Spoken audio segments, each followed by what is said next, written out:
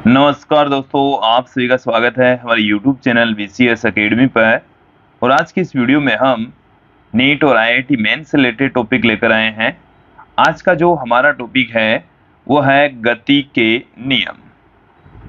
हम इस टॉपिक से रिलेटेड न्यूमेरिकल क्वेश्चंस, कॉन्सेप्ट वाले क्वेश्चंस आज के इस वीडियो में देखने वाले हैं। विद्यार्थियों, इससे रिलेटेड थ्योरेटिकल पार्ट हमने पहले ही देख लिया है। अब हम न्यूमेरिकल पोर्शन आज के इस वीडियो में देखने वाले हैं।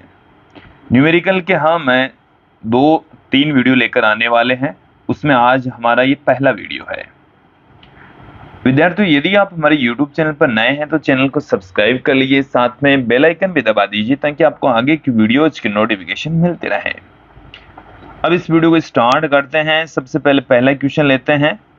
पहला क्वेश्चन देखिए क्या है कि शब्द जड़त्व सर्वप्रथम किसके द्वारा दिया गया, किसके द्वारा प्रयोग में लिया गया। तो सर्वप्रथम गैलीलियो के द्वारा जड़त्व शब्द का प्रयोग किया गया। तो इसमें ऑप्शन बी सही होने वाला है। नेक्स्ट क्वेश्चन देखिए कि जड़त्व किसी पिंड का वह गुण होता है जिसके कारण, देखिए जड़त्व के बारे में हमने पढ़ा है, उसमें हमने ये पढ़ा था कि जड़त्व किसी भी पिंड का वह गुण होता है जो उसकी अवस्था में परिवर्तन का विरोध करता है। अवस्था का मतलब हो गया विराम अवस्था या एक समान गति की जो अवस्था है, उसमें यदि परिवर्तन हो रहा है तो उस परिवर्तन का विरोध करने वाला जो गुण होता है उसी को ही हम जड़त्व कहते हैं। आप यहाँ पर एक एक करके ऑप्शन देखेंगे। अपनी विराम अवस्था को परिवर्तित करने में समर्थ नहीं होता, देखिए इसका यहाँ पर सिर्फ और सिर्फ विराम अवस्था के बारे में कहा गया है। ऑप्शन बी में देखें कि अपनी एक समान गति की अवस्था को परिवर्तित करने में समर्थ नहीं होता है, यहाँ पर भी सिर्फ और सिर्फ एक समान गति के लिए उल्लेख किया गया है।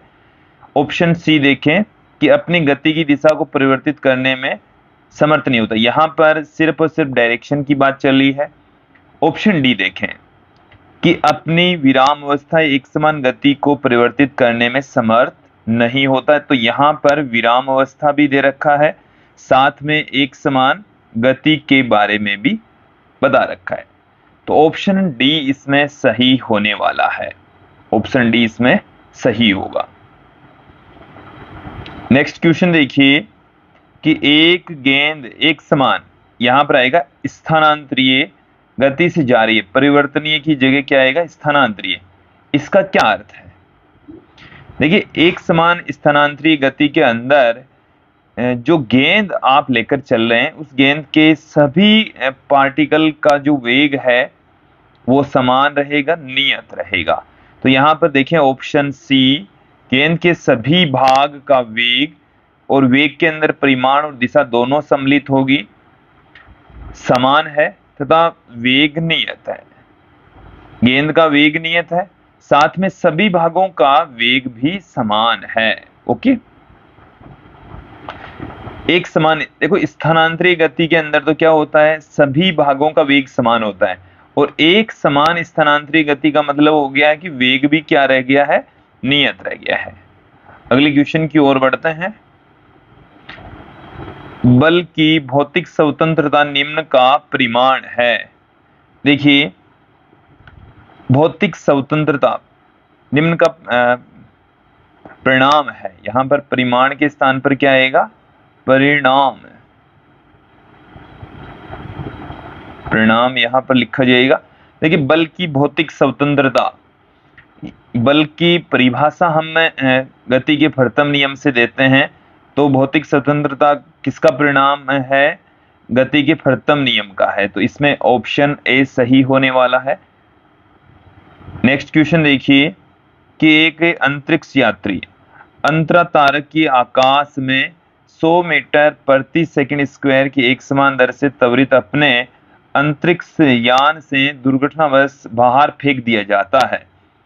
जिस क्षण अंतरिक्ष यात्री को अंतरिक्ष यान से बाहर फेंक दिया जाता है उसके तुरंत बाद अंतरिक्ष यात्री का त्वरण क्या होगा, यह मानते हुए कि यात्री पर गुरुत्वाकर्षण बल डालने के लिए उसके आसपास कोई भी तारे नहीं है।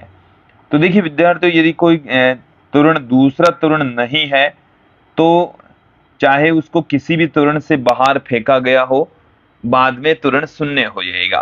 तो इसमें ऑप्शन ए सही होने वाला है, उसका एक्सेलरेशन 0 रहेगा। देखिए कई बार हमें ये लगता है, देखो ये चीज सही है कि जिस वेग से फेंका गया वो उसी वेग से ही गति करता रहेगा, तो वेग तो सेम रहेगा, बट यहां पर हमारे को क्या पूछा है, यात्री का एक्सेलरेशन पूछा है। यात्री का क्या पूछा है, त्वरण। तो त्वरण लगाने के लिए आसपास में न तो कोई गुरुत्वाकर्षण बल है, न इसमें कोई अन्य बल का उल्लेख किया गया है, तो उसका जो एक्सेलरेशन है वो शून्य हो जाएगा। ऑप्शन ए सही होगा। अगले क्वेश्चन की ओर बढ़ते हैं कि किसी चलती हुई बस से उतरने वाला कोई यात्री बस की गति की दिशा में गिरता है, यह उदाहरण निम्न में से किसके लिए है। ये हमने इसकी जब थ्योरी पढ़ाई थी तब भी आपको बताया था कि चलती हुई बस से यदि कोई यात्री उतर रहा है तो उसे अपने बस जिस डायरेक्शन में चल रही है उसी दिशा में मूव करके उतरना चाहिए। तो जिस दिशा में वो गति कर रहा है उसी दिशा में ही गति करना चाहता है। तो ये है गति का जड़त्व। कौन सा जड़त्व है, गति के जड़त्व का उदाहरण है। ऑप्शन डी इसमें सही होने वाला है। नेक्स्ट क्वेश्चन की ओर बढ़ते हैं कि निम्न में से किस प्रकरण में पिंड का कार्य कर रहा कुल बल शून्य नहीं होता। यहां पर हमें 4 एग्जाम्पल दे रखे हैं और हमें यह पूछा गया है कि कौन सी स्थिति में कुल बल शून्य नहीं होगा। कुल बल शून्य नहीं होगा, तो देखिए ऐसा कुल बल शून्य नहीं होना चाहिए। देखो नियत चाल से नीचे गिर रही बारिश की बूंद नियत चाल से गिरती है। कौन सी चाल से गिर रही है, नियत चाल से गिर रही है। और जब कोई बूंद नियत चाल से गिर रही है तो चाल नियत है। चाल यहां पर क्या है, v यहां पर नियत है, और v जब नियत रहेगा तो a क्या होता है, dv/dt। v नियत है तो a कितना हो जाएगा, 0। और a जब 0 होगा तो बल F बराबर होता है ma, F बराबर हो जाएगा 0। F बराबर क्या हो जाएगा, तो हमें यहां पर कहा गया है कि कुल बल शून्य नहीं होता। कौन सी स्थिति के अंदर कुल बल शून्य नहीं होगा, तो इसमें तो कुल बल क्या होगा, शून्य होगा। इसमें तो कुल बल क्या होगा, शून्य होगा। ठीक है, फिर आगे की ऑप्शन की ओर बढ़ते हैं कि जल के पृष्ठ पर तैर रहा 10 ग्राम द्रव्यमान का कॉर्क। तो देखिए तैर रहा है तो इसके ऊपर नीचे की ओर गुरुत्वाकर्षण बल काम करेगा, ऊपर की ओर उत्प्लावन बल यहाँ पर प्रतिक्रिया के फलस्वरूप काम करेगा। तत्पश्चात जो कुल बल है वो शून्य हो जाएगा। हमें यहाँ पर शून्य नहीं होता है वाली कंडीशन पूछेगी, कौन सी स्थिति के अंदर प्रतिक्रिया बल है वो शून्य नहीं होता है, शून्य नहीं होता है, ये हमें बताना है। आगे बढ़ते हैं, दोनों ही स्थितियों में बल शून्य है कि खुरदरी सड़क पर 20 किलोमीटर प्रति घंटा की नियत चाल से, यहां पर भी जो कार है वो नियत चाल से चल रही है। ओके, तो यहां पर नियत चाल से चल रही है तो कुल बल शून्य है। अब देखिए ऊर्ध्वाधर ऊपर की ओर फेंका गया 0.05 किलोग्राम द्रव्यमान का एक कंचा, ऊर्ध्वाधर ऊपर की ओर जब हम किसी कंचे को फेंकेंगे तो वो जो कंचा है इस तरीके से हम फेंक रहे हैं तो कंचा है वो जी त्वरण के अधीन गति करेगा, और जी का मान हम जानते हैं 9.8 मीटर पर सेकंड स्क्वायर होता है। तो यहाँ पर जो फोर्स होगा वो ma बराबर mg होगा, जो कि नॉट इक्वल टू 0 है, शून्य नहीं होता है। तो ऑप्शन डी इसमें सही होने वाला है। ओके, अगले क्वेश्चन की ओर बढ़ते हैं कि निम्न में से कौन सा कथन न्यूटन की गति के द्वितीय नियम F vector equal to ma vector के बारे में सत्य नहीं है। कि इनमें से हमें सत्य नहीं है का मतलब है असत्य पूछा गया है। ठीक है, चलिए, गति का द्वितीय नियम प्रथम नियम के अनुरूप ही है। देखिए जो गति का दूसरा नियम है वो बल का गणनात्मक फॉर्मूला देता है, बल के बारे में ही बताता है। इसे हम ऐसे भी पुट कर सकते हैं कि जो बल लगता है वो उसके कण के संवेग में परिवर्तन कर देता है या एक्सेलरेशन क्रिएट कर देता है। एक्सेलरेशन क्रिएट करने का मतलब है कि स्थिति में या गति में बदलाव हो रहा है। और पहला नियम भी हमें यही कहता है कि किसी कण पर बाह्य बल की अनुपस्थिति में जब F ही नहीं लगता है तो स्थिति और गति में परिवर्तन नहीं होता है। और स्थिति और गति में परिवर्तन करने के लिए हमें F की आवश्यकता है। तो पहला और दूसरा नियम, गति का जो दूसरा नियम है पहले नियम के अनुरूप ही है। तो ये तो जो स्टेटमेंट है वो सत्य है। हमें यहाँ पर क्या पूछा है? असत्य स्टेटमेंट पूछा है। तो गति का द्वितीय नियम एक सदिश नियम होता है, बिल्कुल, क्योंकि गति का जो दूसरा नियम है उससे हमें क्या मिलता है? F vector equal to dp vector upon dt। इसे हम m a वेक्टर भी कह सकते हैं। तो ये सदिश नियम के अनुरूप ही होता है। नेक्स्ट देखिए, गति का द्वितीय नियम कण के एक बिंदु के लिए सहायक है। देखिए दूसरा नियम है वो एक बिंदु के लिए भी, कण के एक बिंदु, बिल्कुल सही स्टेटमेंट है। गति का द्वितीय नियम एक सामान्य नियम नहीं है, ये एक सामान्य नियम है, जबकि यहाँ पर ये कहा गया सामान्य नियम नहीं है। तो ये जो स्टेटमेंट है वो गलत है। ऑप्शन जो संरक्षण नियम है उनकी भांति ये एक सामान्य नियम होता है, जबकि इसमें हमें गलत स्टेटमेंट पूछा है। ये एक स्थानीय या सामान्य नियम होता है जो कि संवेग संरक्षण या गतिज ऊर्जा संरक्षण आदि नियमों की भांति होता है। तो इसमें ऑप्शन डी सही होने वाला है। नेक्स्ट क्वेश्चन देखिए कि 90 मीटर प्रति सेकंड की चाल से गतिमान 40 ग्राम द्रव्यमान की कोई गोली लकड़ी के भारी गुटके में धंस जाती है तथा 60 सेमी दूरी चलकर रुक जाती है। तो गुटके द्वारा गोली पर लगने वाला औसत विरोधी बल क्या है? क्वेश्चन में दिए गए आंकड़ों को एक बार हम देख लेते हैं कि इस चाल से गोली चल रही थी। तो देखिए u का जो मान है वो हमें 90 मीटर प्रति सेकंड दे रखा है। 40 ग्राम ये हमें गोली का द्रव्यमान दे रखा है, 40 ग्राम। ओके, इसे हम किलोग्राम में कन्वर्ट कर लेते हैं तो 0.04 किलोग्राम आ जाएगा। अब कोई लकड़ी के भारी गुटके में धंस जाते 60 सेंटीमीटर दूरी चलकर रुक जाती है। तो एस हमें कितना दे रखा है? 60 सेमी। इसे मीटर में कन्वर्ट कर लीजिए तो 0.6 मीटर आ जाएगा। अब हमें ये पूछा है कि गोली पर लगने वाला औसत विरोधी बल क्या होगा। पहले तो औसत विरोधी बल के लिए ए निकालना पड़ेगा। तो ए निकालने के लिए देखिए हमें u दे रखा है, v हमारे पास में रुक जाएगी तो v बराबर 0 हो गया। तो गति का तीसरा समीकरण हम यहाँ पर यूज में ले लेते हैं। v स्क्वायर बराबर क्या होता है? u स्क्वायर प्लस 2as, सबकी वैल्यू पुट कर दीजिए। 0 बराबर 90 का स्क्वायर प्लस 2a और s का मान हमारे पास में 0.6। तो यहां से a बराबर आ जाएगा माइनस में 90 गुणा 90 अपॉन 2 गुणा 0.6। यहां से हम पॉइंट हटाएंगे तो एक 0 और ऊपर लगा देंगे। 6 का भाग एक इसमें चला गया 15 बार में, 2 का भाग इसमें चला जाएगा 5 बार में।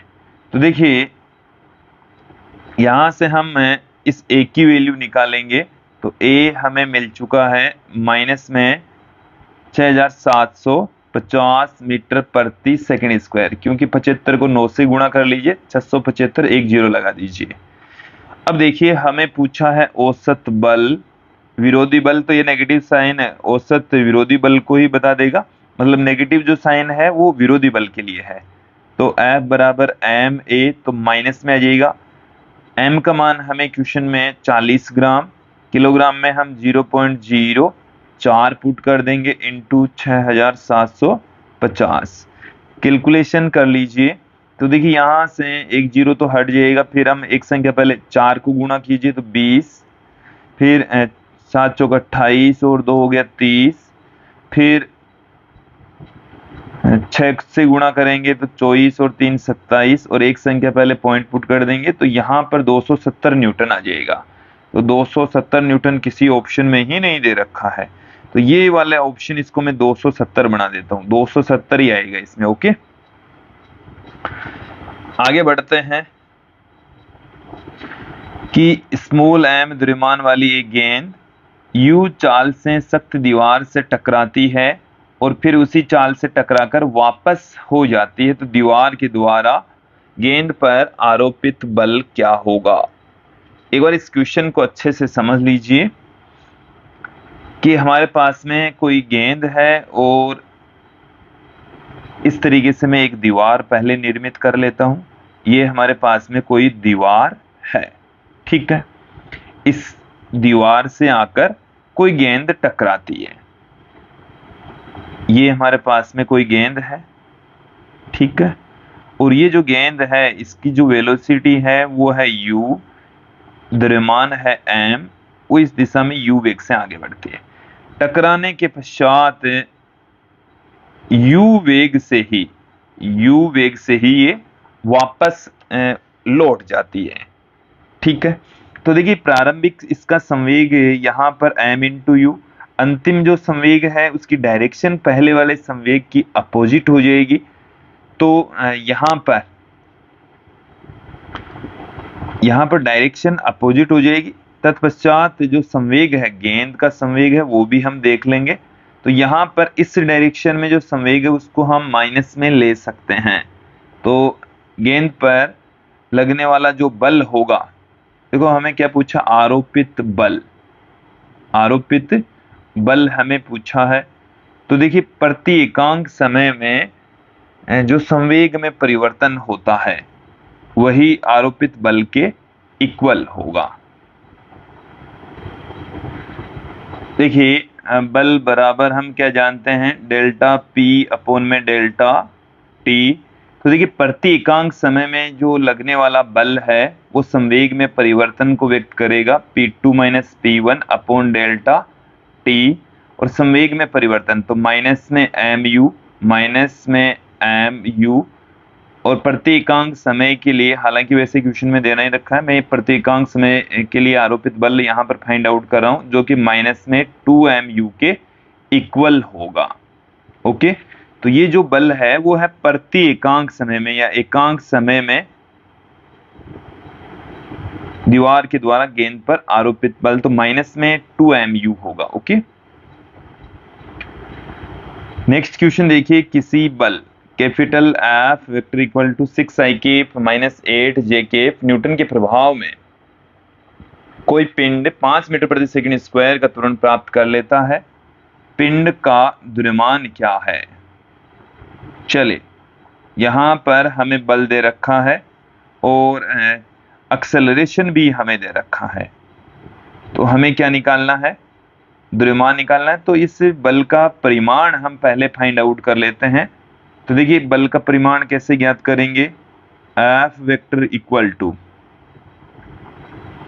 F वेक्टर का मोड, तो I केप के गुणांक का वर्ग प्लस J केप के गुणांक का वर्ग का अंडरूट कर देंगे, तो 36 प्लस 64 का जोड़ करके अंडरूट कर देंगे, तो 100 का अंडरूट ले लेंगे। तो F वेक्टर मतलब F हमें कितना मिल जाएगा, 10 न्यूटन मिल जाएगा।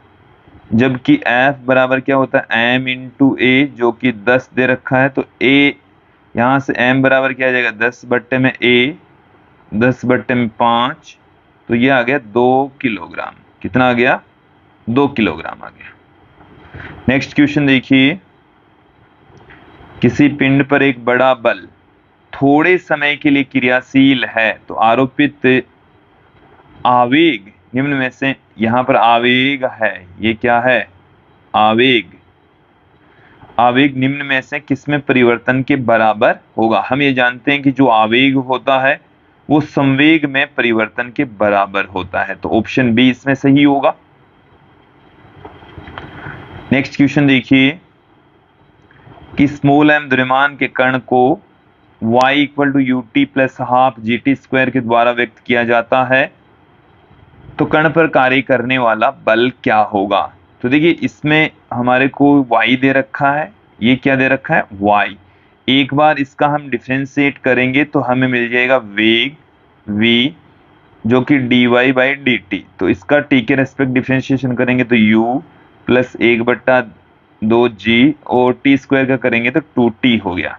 अब हमें निकालना है त्वरण जो कि वेग में परिवर्तन की दर के बराबर होता है। तो इसका हो जाएगा 0। देखो 2 से 2 कैंसिल हो गया, जी टी पड़ा है तो जी टी का हो गया 1। तो यहाँ पर एक्सेलरेशन आ गया जी। बल पूछा है तो m इंटू ए होता है, m इंटू जी हो जाएगा। तो एम जी इसका आंसर आएगा, ऑप्शन ए इसमें सही होने वाला है। निम्न में से कौन सा बल नहीं है। तो देखिए आवेग बल नहीं होता है, आवेग बराबर होता है बल इंटू डेल्टा टी। तनाव, डोरी में उत्पन्न तनाव बल है, प्रणोद बल है, भार बल है, जबकि ये बल नहीं है। ऑप्शन ए इसमें सही हो जाएगा। नेक्स्ट क्वेश्चन देखिए कि 50 न्यूटन का एक स्थिर मंदक बल 10 मीटर प्रति सेकंड की चाल से प्रारंभिक रूप से गति कर रहे 10 किलोग्राम द्रव्यमान के पिंड पर लगाया जाता है, कितने समय पश्चात पिंड रुकेगा। हमें इस क्वेश्चन में जो बल है वो मंदन के रूप में दे रखा है और माइनस में 50 न्यूटन हो जाएगा। अब इसका जो प्रारंभिक वेग है वो हमें दे रखा है 10 मीटर प्रति सेकंड, द्रव्यमान है वो हमें दे रखा है 10 किलोग्राम। तो यहां से एक्सेलरेशन निकल जाएगा F बट्टे में m माइनस में 50 बट्टे में 10, तो माइनस का 5 मीटर प्रति सेकंड स्क्वायर, ये आ गया एक्सेलरेशन। इसके पश्चात हमें कितने समय पश्चात रुक जाता है। तो गति के हम प्रथम समीकरण का प्रयोग करेंगे। रुक गया इसका मतलब वेग 0 हो गया। u का मान हमें 10 दे रखा है, a का मान हमें माइनस में 5, t यहां से कितना निकल जाएगा 10 बट्टे में 5। 2 सेकंड के पश्चात जो पार्टिकल है वो रुक जाएगा। ऑप्शन ए इसमें सही होगा। फिर देखिए कि कोई बल्लेबाज किसी 0.15 किलोग्राम द्रव्यमान की गेंद को, जिसकी प्रारंभिक चाल 12 मीटर प्रति सेकंड है, में बिना परिवर्तन किए मारकर सीधे गेंदबाज की दिशा में वापस भेज देता है। यदि गेंद रैखिक रूप से गति करती है तो गेंद को दिया गया आवेग क्या होगा। देखिए हम ये जानते हैं कि जो आवेग होता है, आवेग ये संवेग में परिवर्तन के बराबर होता है। संवेग में परिवर्तन P2 माइनस P1 से हम पुट कर सकते हैं। देखिए यहां पर इस क्वेश्चन में गेंद का जो द्रव्यमान है वो है m, तो इसे हम m v2 माइनस v1 से भी पुट कर सकते हैं। v2 का मान और v1 का मान परिमाण में समान है, डायरेक्शन एक दूसरे के विपरीत है। तो v2 का मान हम माइनस में ले लेते हैं, देन यहां से m का मान पुट कर दीजिए 0.15। v2 का जो मान है वो है v2 का मान आप प्लस में लेते हैं तो v1 का माइनस में ले लीजिए। तो यहाँ पर 12 माइनस का 12, तो माइनस माइनस यहाँ पर हो जाएगा प्लस 0.15 इंटू 24 आ गया।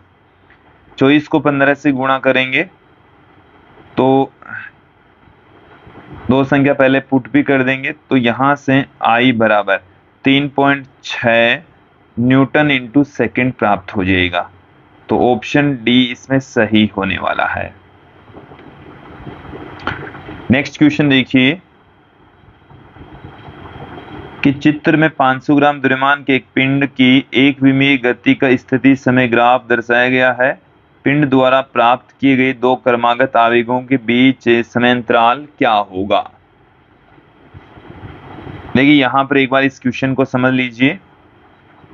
समय अंतराल पूछा है हमें, ये जो ग्राफ है इसमें अक्ष और टी का ग्राफ है। एक तरफ हमें अक्ष दे रखा है और इस तरफ हमें क्या दे रखा है, टी दे रखा है।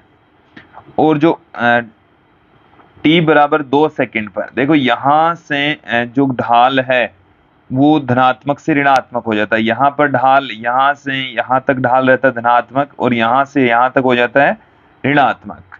ढाल ऋणात्मक हो गया और तो वेग ऋणात्मक हो गया। देखो मेरी बात को ध्यानपूर्वक समझें कि अक्ष और टी के बीच में खींचा गया ग्राफ है, उसका जो ढाल होता है, ढाल जिसको हम m से पुट करते हैं, dx बाई dt से पुट कर सकते हैं, इसे हम tan थीटा लिख सकते हैं, और ये जो है वो v के इक्वल होता है।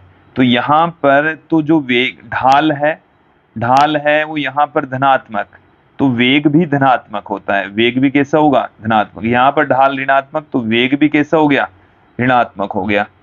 ठीक है, फिर हम थोड़ा सा और आगे बढ़ते हैं, और 4 सेकंड के ऊपर फिर से क्या होता है? ऋणात्मक से ढाल धनात्मक होता है, तो ऋणात्मक धनात्मक धनात्मक ऋणात्मक ये कंटिन्यूअस चल रहा है। हमें ये पूछा है कि दो क्रमागत आवेगों के बीच समय अंतराल क्या होगा। तो यहाँ पर हर 2 सेकंड के बाद में आवेग दिया जा रहा है। इसका मतलब ये हुआ कि जो वेग में परिवर्तन हो रहा है वो हर 2 सेकंड के बाद हो रहा है। वेग की दिशा में परिवर्तन कितने सेकंड के बाद में हो रहा है? 2 सेकंड के बाद हो रहा है। तो दो क्रमागत आवेगों के बीच समय अंतराल पूछा है जो कि 2 सेकंड होगा। नेक्स्ट क्वेश्चन देखिए कि 5 किलोग्राम द्रव्यमान की कोई वस्तु U बराबर 30 I K plus 40 J K पाएगा। यहाँ पर क्या आएगा? J K। ओके, मीटर प्रति सेकंड के आरंभिक वेग से चलना शुरू करती है, और यदि वस्तु -6 I K minus 6 J K Newton का एक नियत बल क्रियाशील है, तो वह समय क्या होगा जिसमें वस्तु का y घटक शून्य हो जाएगा। एक बार इसे समझ लीजिए। हमें क्वेश्चन के अंदर जो u है, प्रारंभिक वेग है, वो दे रखा है 30 I K plus 40 J K। तो देखिए ये जो बल होता है, वेग है, इसको हम ux I K plus uy J K लिख सकते हैं, और यहाँ से हमें ux बराबर मिल चुका है 30 मीटर प्रति सेकंड, और uy बराबर मिल चुका है 40 मीटर प्रति सेकंड। ओके, साथ में हमें बल देखिए F वेक्टर इक्वल टू कितना है? F vector equal to minus में 6 I K माइनस में 5 J K। ये हमें बल मिल चुका है जो कि Fx I K plus Fy J K की फॉर्म में होगा। और यहाँ पर आप देखेंगे कि Fx का जो मान है वो माइनस में 6 न्यूटन, और Fy का जो मान है वो माइनस में 5 न्यूटन है। हमें ये पूछा है कि नियत बल क्रियाशील है, वह समय क्या होगा जिसमें वेग का y घटक शून्य हो जाएगा। तो y घटक शून्य के लिए हमें पहले एक्सेलरेशन ज्ञात कर लेते हैं। तो देखिए Fy बट्टे में m, तो यहाँ से माइनस में 5 बट्टे में m का मान हमें देखिए क्वेश्चन में 5 दे रखा है, तो ये आ गया माइनस में 1 मीटर प्रति सेकंड स्क्वायर। अब हम गति के समीकरणों का प्रयोग करते हुए वेग का y घटक शून्य, तो देखिए वेग का प्रारंभिक वेग हमें दे रखा है v बराबर होता है u प्लस 80। ठीक है, एक्सेलरेशन का y घटक हमें माइनस में 1 मीटर पर सेकेंड स्क्वायर है, तो vy बराबर uy प्लस ay t।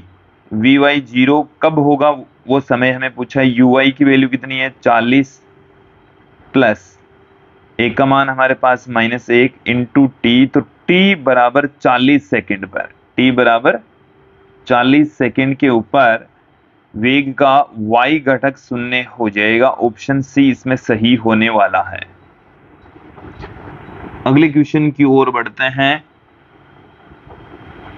कि 5 किलोग्राम द्रव्यमान के पिंड पर क्रियाशील स्थिर बल 10 सेकंड में उसकी चाल को 5 मीटर प्रति सेकंड कर देता है, तो गति की दिशा में अपरिवर्तित रहे तो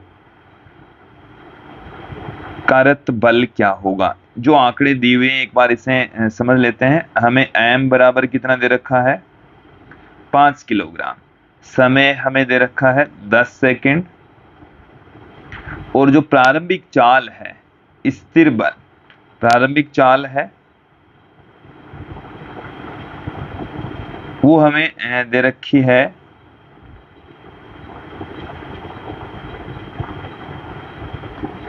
देखिए विद्यार्थी, यहां पर इस क्वेश्चन में कि जो चाल है वो 5 मीटर प्रति सेकंड से, यहां पर एक और आएगा 5 मीटर प्रति सेकंड से 10 मीटर प्रति सेकंड, ये और आएगा से 10 मीटर प्रति सेकंड कर देता है। तो गति की दिशा अपरिवर्तित रहे तो पिंड पर कार्यरत बल, तो प्रारंभिक वेग है वो 5 मीटर प्रति सेकंड, अंतिम जो वेग है वो 10 मीटर प्रति सेकंड।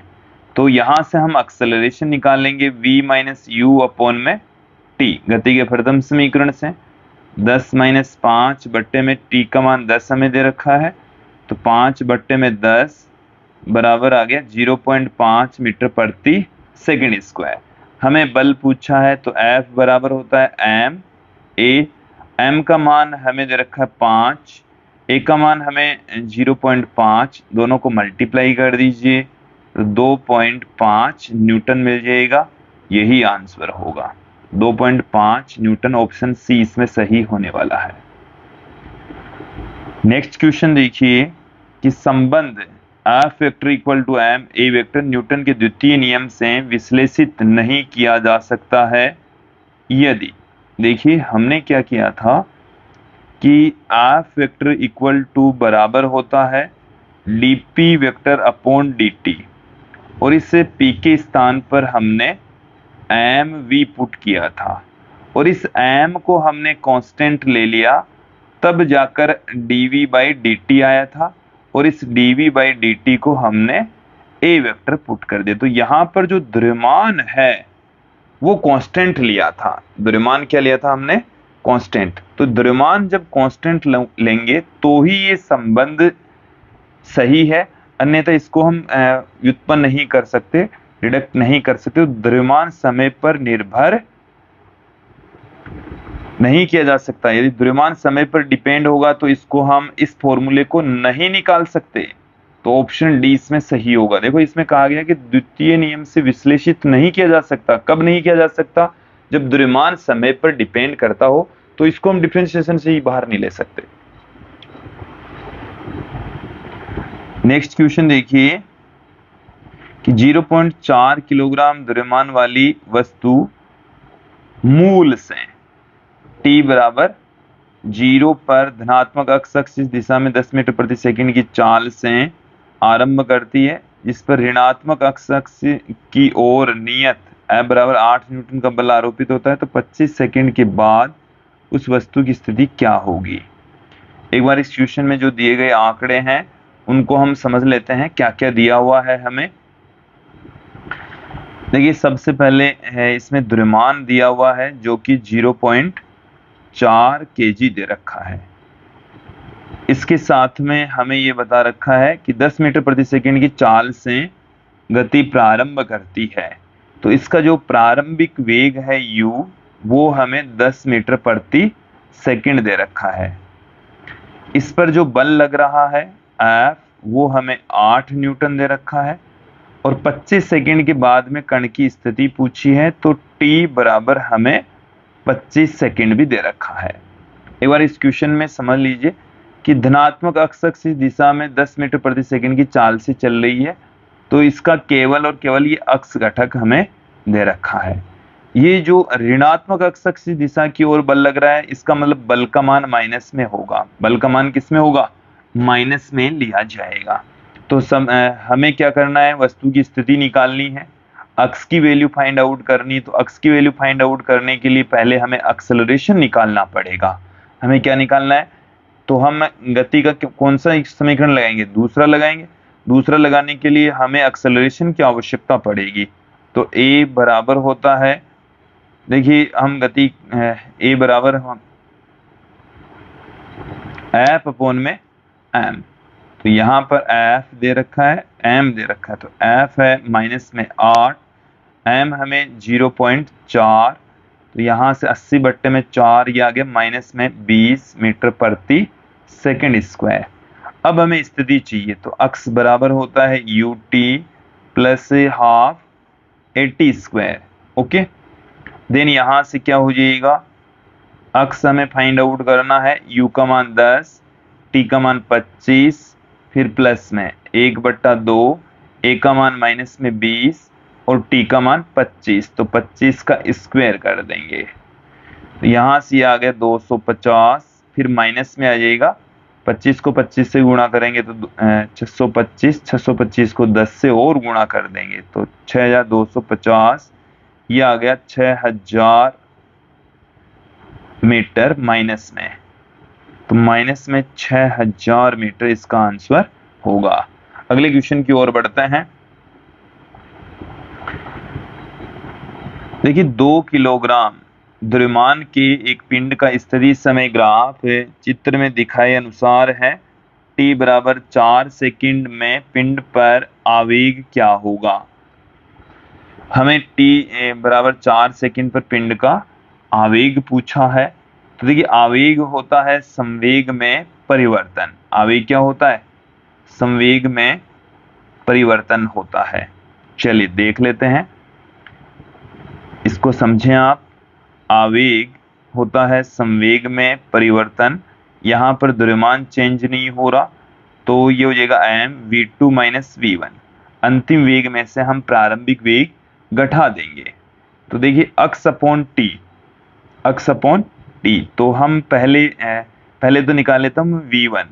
तो v1 हो जाएगा यहाँ पर ये वाली जो रेखा है इसका ढाल, ये वाली जो रेखा है इसका ढाल, तो इसका ढाल देखिए, स्थिति में परिवर्तन आ रहा है 3 और समय लग रहा है 4, तो 3/4 मीटर प्रति सेकंड, ये तो आ गया v1। फिर बात करते हैं v2, तो v2 में यहाँ पर ढाल 0 तो वेग भी 0, तो m बराबर तो कितना है 2, v2 यहाँ पर 0, v1 यहाँ पर 3/4, तो ये आ गया माइनस में 3/2, तो माइनस का 1.5 न्यूटन इंटू सेकेंड, माइनस का 3/2 या 1.5, तो माइनस का 3/2 किलोग्राम मीटर पर सेकंड। ऑप्शन डी इसमें सही होगा।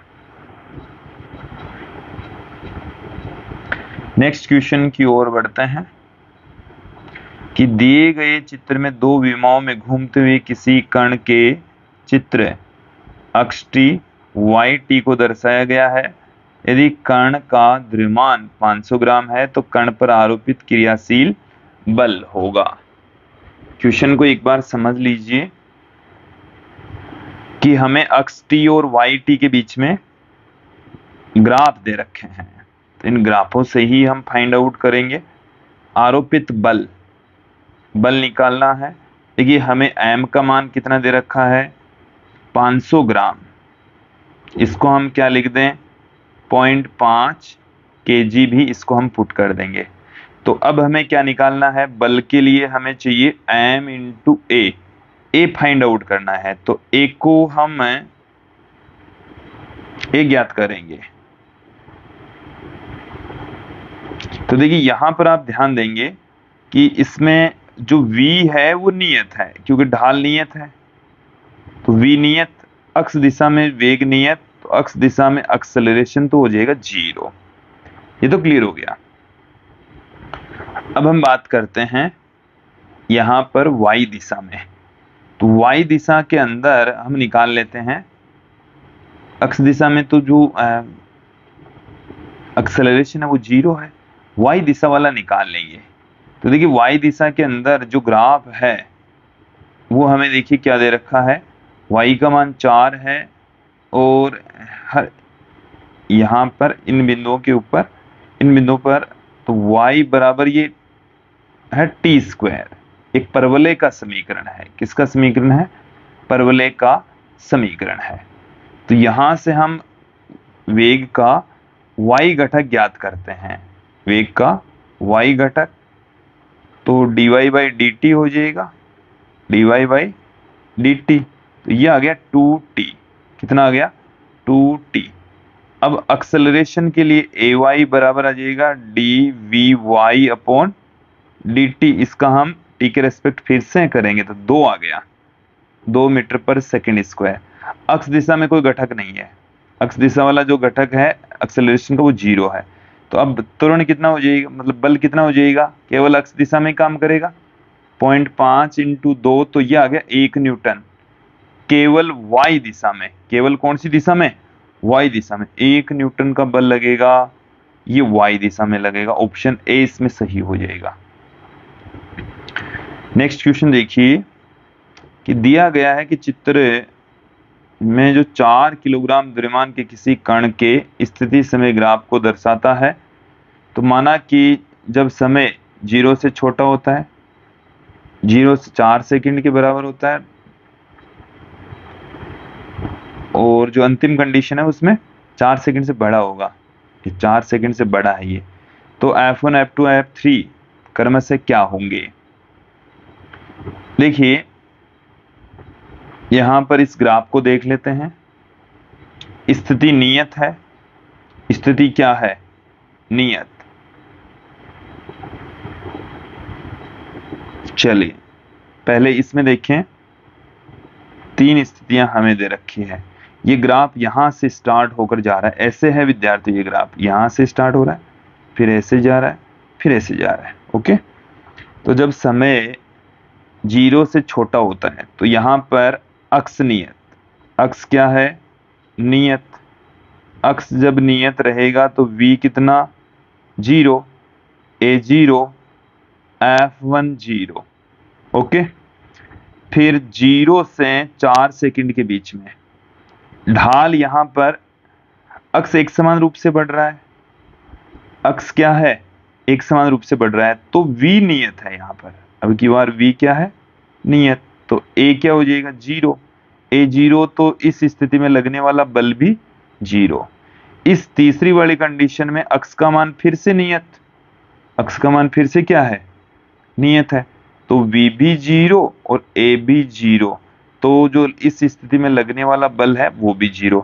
तो F1 F2 और F3 तीनों ही 0 होंगे। ऑप्शन ए इसमें सही होगा। नेक्स्ट क्वेश्चन की ओर बढ़ते हैं कि एक रॉकेट त्वरित गति से ऊपर की ओर जा रहा है। उसके अंदर बैठे हुए एक व्यक्ति को अपना भार उसके स्वयं के भार का 5 गुना महसूस होता है। ये रॉकेट उस व्यक्ति सहित भार 1 गुणा 10⁴ किलोग्राम है। तो रॉकेट के इंजन द्वारा कितना बल आरोपित किया जा रहा है, जी का मान हमें 10 मीटर पर सेकंड स्क्वायर लेना है। देखिए एक बार तो आप इस क्वेश्चन को समझ लीजिए कि हमें इस क्वेश्चन के अंदर क्या दे रखा है,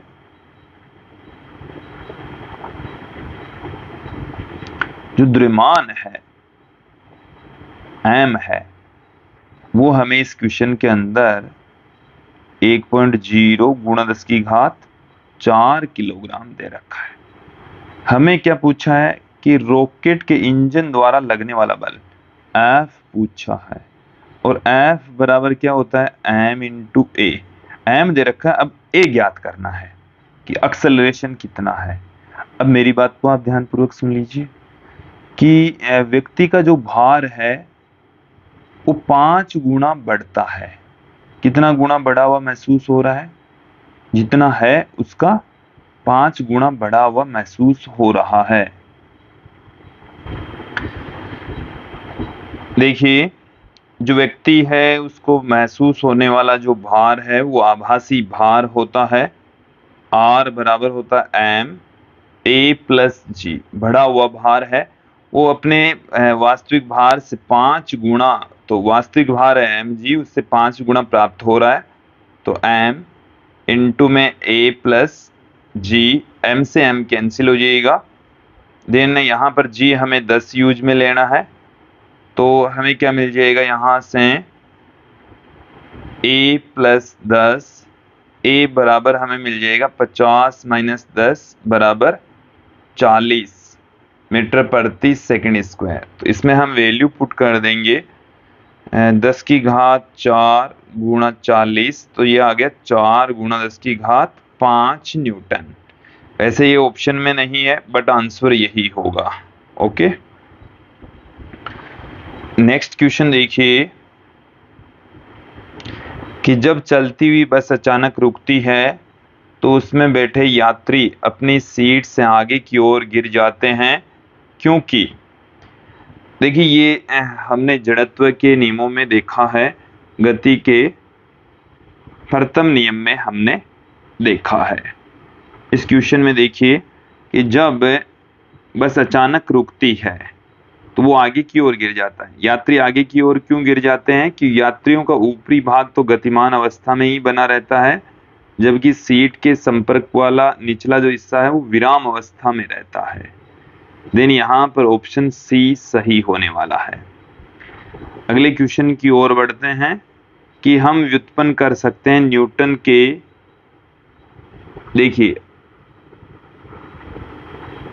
न्यूटन के प्रथम नियम से द्वितीय व तृतीय नियम को, प्रथम नियम से हम नहीं कर सकते, दूसरे नियम से हम क्या कर सकते हैं, तीसरे और पहले नियम को हम व्युत्पन्न कर सकते हैं। ओके, समझा सकते हैं। कुल मिलाकर बात है कि हम क्या कर सकते हैं, इनको समझा सकते हैं। तो इसमें ऑप्शन सी सही होने वाला है। नेक्स्ट क्वेश्चन की ओर बढ़ते हैं कि किसी मेज पर एक एक रुपए के 10 सिक्कों को एक के ऊपर एक करके रखा गया। प्रत्येक सिक्के का द्रव्यमान स्मॉल m है। छठवें सिक्के का सातवें सिक्के नीचे से गिनने पर प्रतिक्रिया क्या होगी? देखिए ध्यान देंगे कि इस तरीके से सिक्के रखे हुए हैं, एक एक करके 10 सिक्के रखे हुए हैं। ओके, ये पहला, दूसरा, तीसरा, चौथा, पांचवा, छठवां, सातवां, 8, 9 और ये है 10 सिक्के। ओके,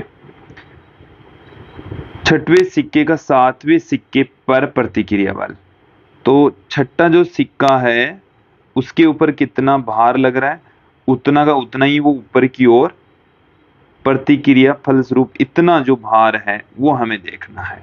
ओके, तो 28वें सिक्के के ऊपर ये छठे सिक्के के ऊपर ये छठा सिक्का है, इसके ऊपर ये 4 सिक्के बल लगाएंगे। एक सिक्के का द्रव्यमान है m, 4 सिक्कों के द्वारा जो प्रतिक्रिया बल है वो कितना हो जाएगा, छठे सिक्के पर लगने वाले भार के इक्वल, तो 4 इंटू m इंटू जी, तो 4 mg लगेगा, 4 mg। तो ऑप्शन ए इसमें सही हो जाएगा। अगले क्वेश्चन की ओर बढ़ते हैं। प्रतिक्रिया की विमाएं हैं, तो प्रतिक्रिया एक प्रकार क्या बल ही है और बल की विमा m1 l1 t-2, option C इसमें सही हो जाएगा। नेक्स्ट क्वेश्चन देखिए कि किसी कार का चालक अचानक सामने एक विशाल दीवार को देखता है, उसे चाहिए कि एक विशाल दीवार को देख लेता है तो एकदम से ब्रेक लगाए, यही करेगा, क्योंकि यदि वो अचानक कार को तेजी से मोड़ देगा तो पलट जाएगी, और तो एकदम से ब्रेक लगाना चाहिए, तो ऑप्शन ए सही होने वाला है। ओके, तो विद्यार्थियों ये था आज का हमारा वीडियो, जिसमें हमने गति के नियम से रिलेटेड कुछ महत्वपूर्ण क्वेश्चन देखे, समझे। अगला जो हमारा वीडियो होगा उसमें भी हम कुछ महत्वपूर्ण क्वेश्चन आंसर लेंगे, गति के नियम पर आधारित ही लेने वाले हैं। आज के इस वीडियो में इतना ही। धन्यवाद दोस्तों।